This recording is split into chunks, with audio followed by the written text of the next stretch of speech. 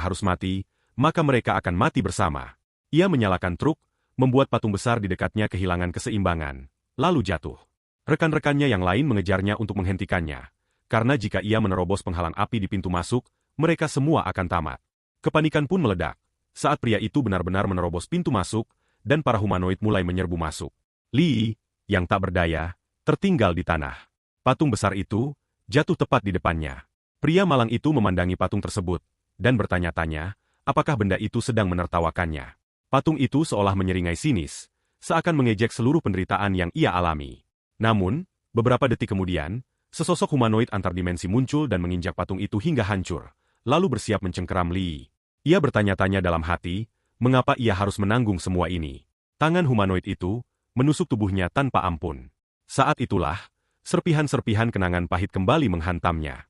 Ia teringat saat-saat ia diejek, seperti ketika orang tuanya meninggal dan kerabatnya tidak mau membesarkannya. Atau saat ia diusir dari rumah, karena tidak mampu membayar sewa.